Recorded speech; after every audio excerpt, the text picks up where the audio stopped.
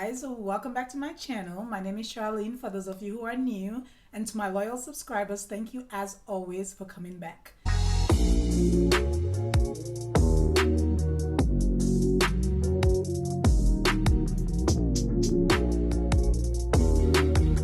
Today's video is a little different because I'm talking about something I've mentioned before but I've not really gone in detail about. I am talking about seborrheic dermatitis. Now, if you do not know what that is, stick around. I will tell you all about it, how I deal with it, how I control it. It's a serious issue I've had for a large part of my life, and it has gotten to the point where I literally would try any and everything to get rid of it. I've come to the realization that it is not a get rid of problem. It's more of a control and take care of problem. First and foremost, I have to make a disclaimer because I feel like people take your word for it when you speak about something without doing the research sometimes. It's very important that you consult a health professional about any type of ailment or condition that you may have, and just know that these are my experiences and I'm just sharing with you guys.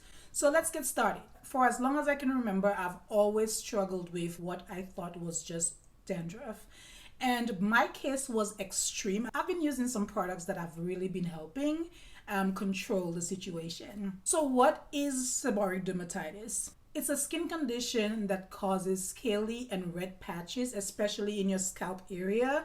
This is the area that I struggled with the most. It can also affect other areas of your body, like your hair, anywhere you have like oily skin. I mainly have it like in my ear area, sometimes on my brows, but the main culprit is my scalp.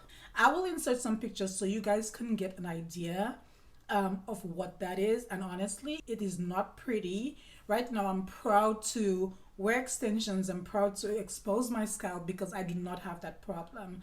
I have tried everything under the sun, y'all. Everything.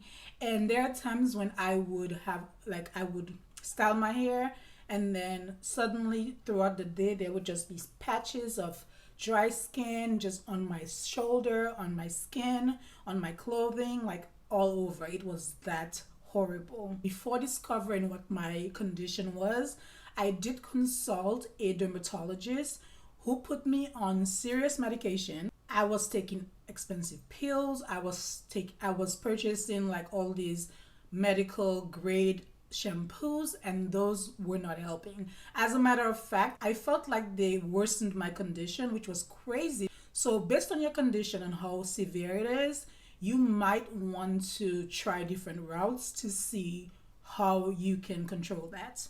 So basically, it is considered a chronic form of eczema. Some people have it on their skin, like on their body. Luckily, I do not have that problem. And then with me, I have it up here, which can be just as annoying, just as irritating, and sometimes it could be almost embarrassing, if I'm being honest. I will just show you some of the products I've used like throughout the years. I've tried Head and Shoulders, I've tried everything, y'all. Like I said, and some things worked, some things didn't, but I've found some that I feel like are extremely good. But I'll give you a combination of what I've used and what I feel like are most effective for me right now. So I will say that even with these products, I've not gotten rid of seborrheic dermatitis. I don't even know if it's possible. I would hope that it is, but I've definitely learned how to control it better, and I'm super excited about that. Just know that seborrheic dermatitis can affect people of any and every age. There's no specific age group because, like I said, I've struggled with it for so long, as far back as I can remember. I know little kids who suffer from it. I know older people who suffer from it. I've used medical strength conditioners and shampoos. Those didn't work. I have used the Daily Control Tea Gel. This is the 2-in-1 dandruff shampoo plus conditioner. This one is okay, but I don't think this is the most effective when it comes to my scalp, but this has definitely helped me some. Most of these products claim to do the same things. Some are just more effective than others. So again, this is the Daily Control Tea Gel by Neutrogena. It's good, but it's not the most effective in my lineup of products. I've also gotten like the generic tea tree shampoo and conditioner because, of course, in my hunt for the best products for my scalp.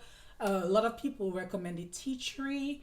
It is soothing on the scalp, very, very soothing. I got this giant size, 33.8 fluid ounces at Sally Beauty, and I've had it for a while, and I still have a ways to go. This can be compared to the Paul Mitchell Tea Tree Special Shampoo. So if you use that or if you use this one, you will get some relief. I would say on a scale of 1 to 10, I would give this a 7, because I found that tea tree is not the most effective for me personally. Whenever I wear extension, I do use the medicated sulfur 8.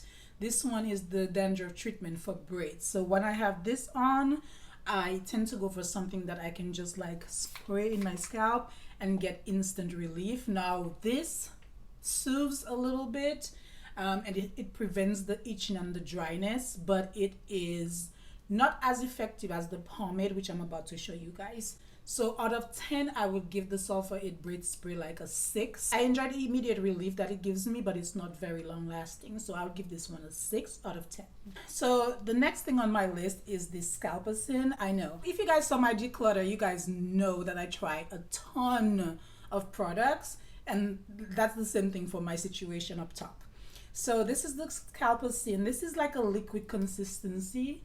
It is actually pretty potent, so I use just a little bit, and it's an anti-itch formula as well. This is more in the liquid form, and you could just like put it through your scalp and you do get some relief. Unlike the others, I've not played with this one too much, so I will refrain from rating it, but I do enjoy the feel when I put it on my scalp, but I've not used it much. I recently got this one. I cannot vouch for how effective it is. I'll refrain from rating this one till I have like a better idea. So the next one on my list is the Sulfur 8, and this is the conditioner. As you can tell, I've used this one quite a bit. Okay, I really use this one a lot. And this one is the light formula, because the other one is so intense with the sulfur smell that I prefer this one.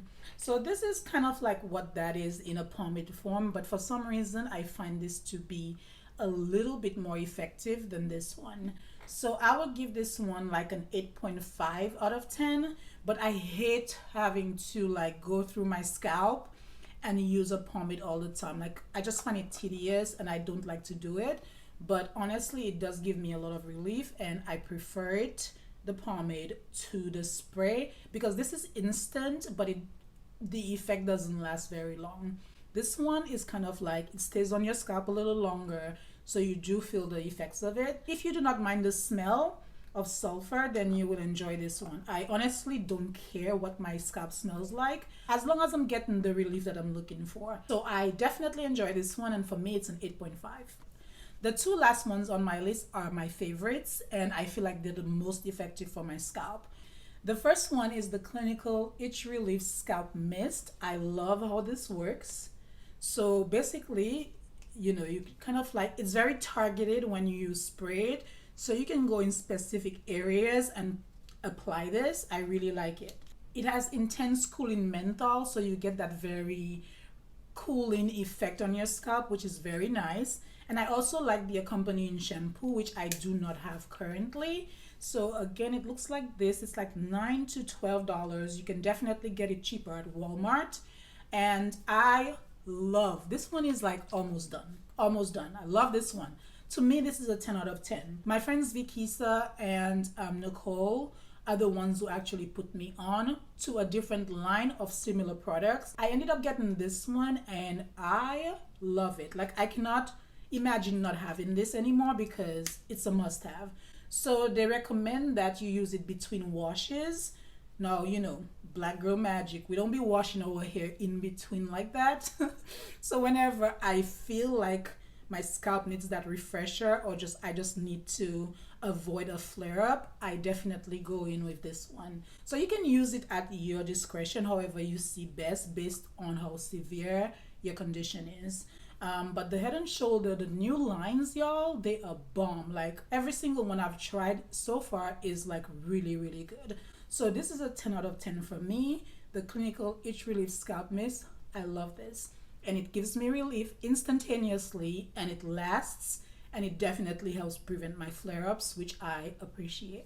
And the last one, comes from the similar line, but this is the moisturizing scalp cream.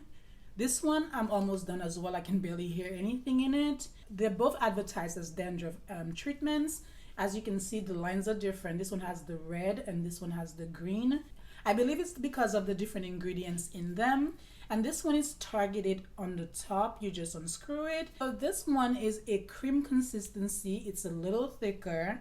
It smells like your typical Head and Shoulders, but this one comes with Manuka honey, and thus the color, I guess. But this is like a cream, like I said, instead of a mist. So I alternate between these two. This is also a 10 out of 10 for me, and I really like this one. As you can see, I use a ton of products for a condition that has basically been part of my life for so long that I cannot even pinpoint a specific age. I can go as far back as like my childhood, to be honest. But as I got older, I got more aware of it, and I just want to prevent it as much as I can. So that is it for my journey with seborrheic dermatitis, how I control it, and the products that I use that help the process. So let me know if you guys are familiar with this, if you've heard about it, and if you do have similar issues and conditions with your scalp and your skin, what do you use to prevent it? Obviously, I would want to use more natural based products, but for now, these definitely help, and I'm so appreciative because I'm not breaking the bank. The price tag is not ridiculous, and it helps control this situation. So if you've stuck through the end of the video, thank you for watching. As always, I appreciate you. Don't forget to like, share, and subscribe. Sound up below. Let me know what you think, and I will be seeing you guys in my next video. Bye bye.